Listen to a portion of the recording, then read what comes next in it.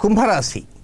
ఈ రాశి జాతకులకి ఆగస్టు 21 సంపూర్ణ సూర్యగ్రహణం సింహరాశిలో జరుగుతుంది. అంటే ఈ రాశికి ఖచ్చితంగా 7వ స్థానంలో జరుగుతున్నది. ఇది భారతదేశంలో కనపడకపోయినప్పటికీ ఈ కుంభరాశి జాతకులు కొన్ని విషయాల్లో జాగ్రత్తలు ఎక్కువగా తీసుకోవాలి. మీరు ఎవరైనా ప్రేమిస్తున్నారా? మీరు ప్రేమించేవారిని నిజంగా మీరు ప్రేమిస్తున్నప్పటికీ మిమ్మల్ని వారు ప్రేమిస్తున్నారా అనే విషయం కొంచెం ఆలోచనలు చేయండి.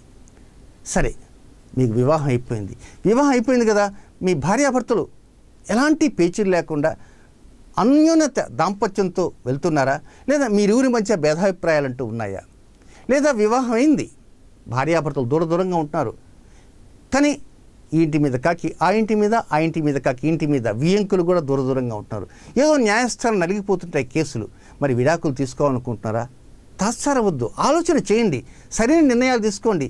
ఒకవైపు లాగుతుంటే మరొక లాగుతుంటే దారం తెగిపోతుంది.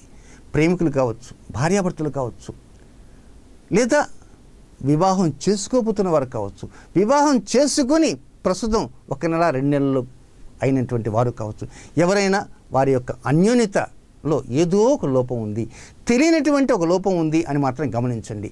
అంటే వారు స్త్రీలు కావచ్చు, పురుషులు కావచ్చు, ఏమిటి ఆ లోపం? మీ మనసుకి పరిశీలించండి. మీ మనసుతో కొంతవరకు అర్థం చేసుకునే ప్రయత్నం చేయండి. మీరు ఎదుటి వ్యక్తులకు న్యాయం చేస్తున్నారా అనేది గమనించండి. ఒకవేళ న్యాయం చేయలేదనుకో, ఎలాంటి అంశాలను న్యాయం చేయటం లేదు, వారికి సరైనటువంటి రీతిలో దాంపత్య సుఖాన్ని ఇవ్వలేకపోతున్నారా?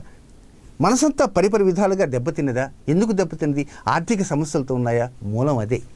ఆర్థికం దగ్గర నుంచే దాని సమస్య ప్రారంభమవుతూ ఉంటుంది. కనుక అన్యోన్య దాంపత్యంతో ఉండటానికి గాను, సమస్యలు లేకుండా ముందుకు వెళ్ళటానికి గాను, పరిష్కారాలు అనేటువంటి దగ్గరికి రావడానికి గాను ఏం చేయాలంటే చివరిలో చెప్పే పరిహారాన్ని పాటించడానికి ప్రయత్నం చేయండి. ఏదో భయము ఆందోళన మాత్రం పెట్టుకోకండి.